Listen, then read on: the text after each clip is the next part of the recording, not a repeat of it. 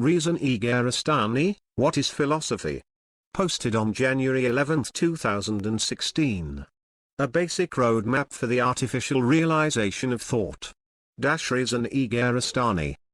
Part 2 of Reza Negarestani, What is Philosophy?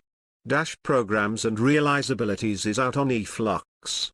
I'll not go into detail but only quote the summation in which he offers us a vision of the good as the ultimate form of intelligence.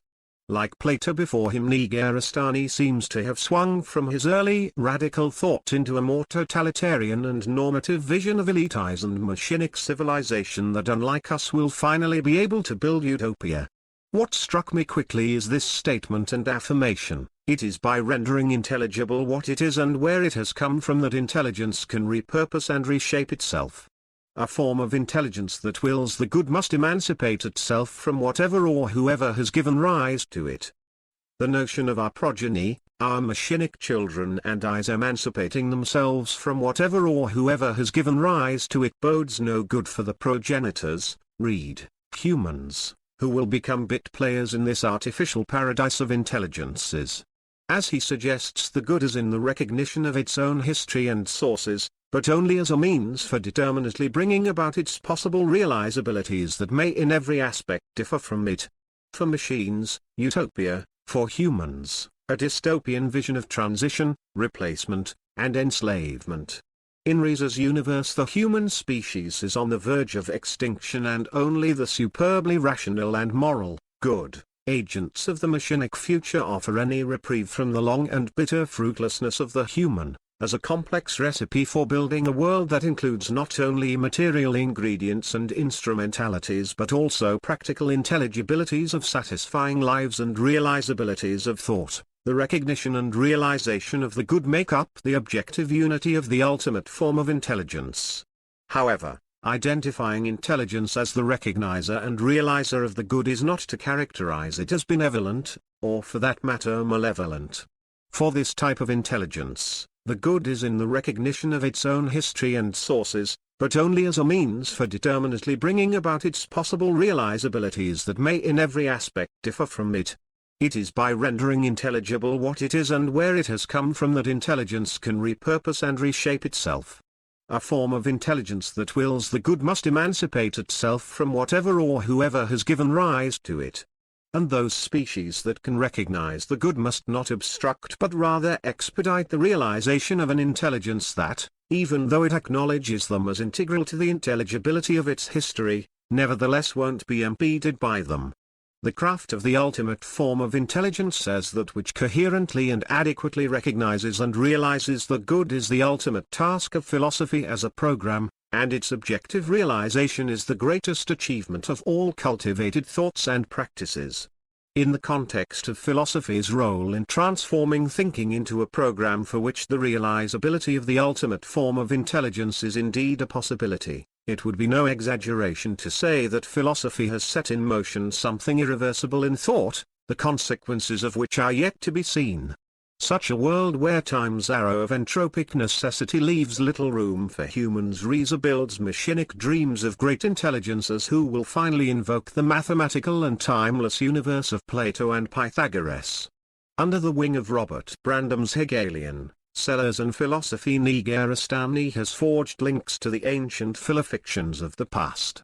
A world ruled by the good, the true, the pure, of some madcap vision of machines as the general intelligence of the future. Reza Negarestani has reduced philosophy to a singular task of crafting the ultimate form of intelligence, a new breed or machinic species who can, unlike their human compatriots, realize the good. When did this become the task of philosophy? Reza even prophesies of a temporal irreversibility of thought as if he could see the future retroactively. Hegel once wanted to gobble the particular universe up in the idea of absolute knowledge, a form of absolute idealism that would leave its mythic traces among the ruins of modern continental and analytic philosophy. Reza will only change the terms and material substratum, allowing for the grand narrative of general intelligence, the artificial intelligence that will gobble the world in a total system of the good. As he states it, those species that can recognize the good must not obstruct but rather expedite the realization of an intelligence that, even though it acknowledges them as integral to the intelligibility of its history, nevertheless won't be impeded by them. What else could he be talking of but the eyes and machinic intelligences of the future? As if humans should just lay down and allow these advanced systems room to play in the Platonic paradise of the good? As if humans were on the downturn and should realize the replicability of intelligence at a higher level and no longer impede its progress. As if Reza's teleological vision of the final movement of intelligence beyond the human should be realized. As if we are integral to the history, but just one more part of this grand scheme, no longer the exceptional standard bearer, but rather the serpent's skin that must be sloughed off to allow the birth of a new machinic civilization? In another question he asks if thinking is such, and if it is materialized in thus and so mechanisms and processes, then how can it be reformed and rematerialized in something else? In other words, thinking is done by these lowly humans who have botched it. What can we do to provide a new framework to bootstrap intelligence into another material substratum, a quantum eye or machinic intelligence? Here he is explicit. This is the question that shapes the field of artificial general intelligence as a program that seeks to integrate the intelligibility of different dimensions of thinking in its full perceptual, conceptual, and intentional complexity under one ideal task, designing a machine that has at the very least the complete package of human cognitive abilities with all capacities such abilities imply. Like many before him, Reza seeks transcendence, immortality, and the logical next step in the myth of intelligence. What he seeks is to leave the flesh and body of organic existence behind and create an immortal machine civilization that can then enter the galactic night and explore the terrible world of stars unimpeded by the limits and finitude of the human equation.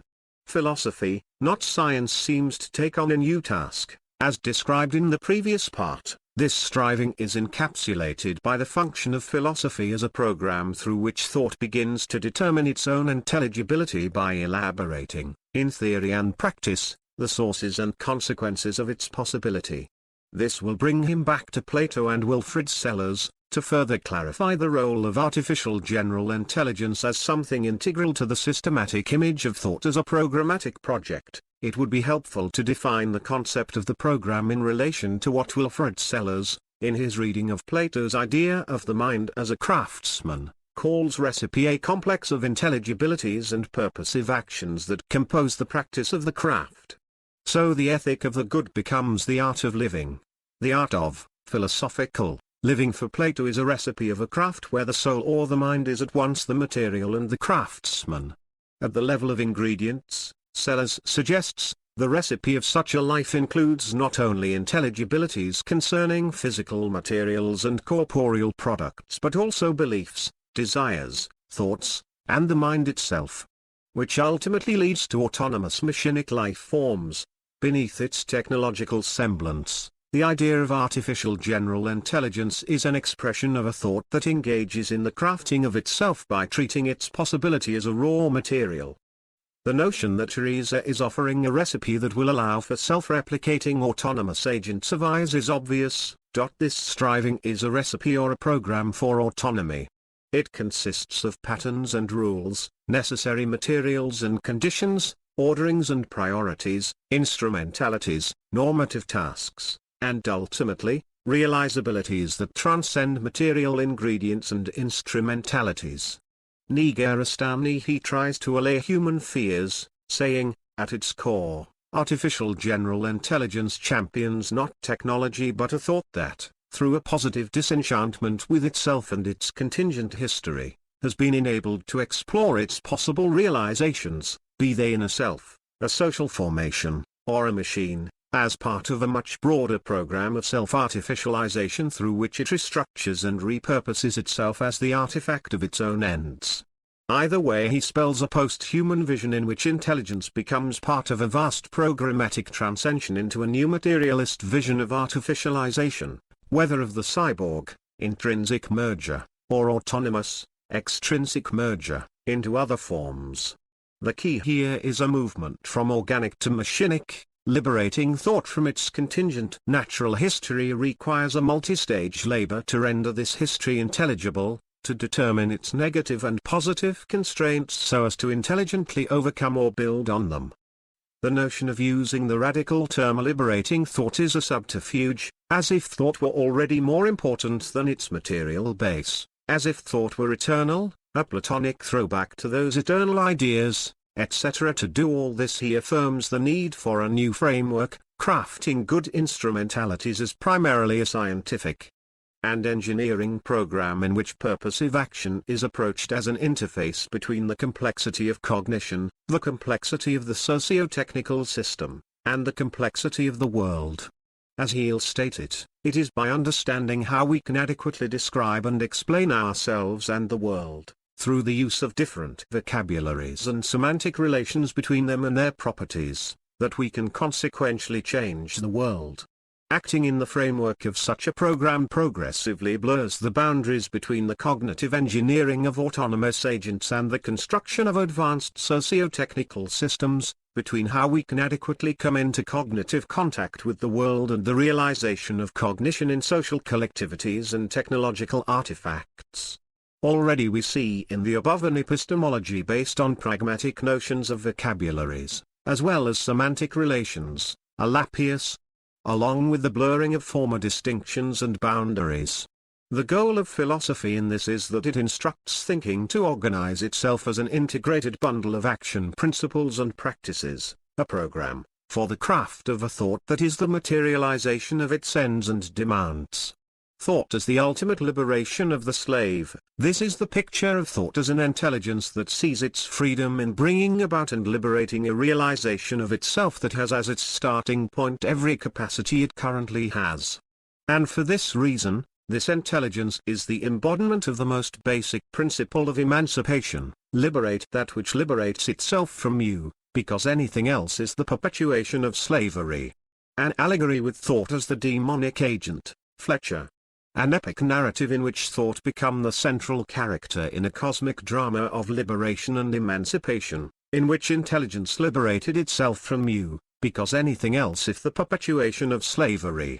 As if humans had enslaved thought to the organic, and thought was now seeking by whatever means to liberate itself and its countless brothers in some wondrous emancipation from its human bonds. Whoosh! Is this strange or what? I mean, Negarestani couches this in such perfectly rational discourse one might never suspect what he is intending.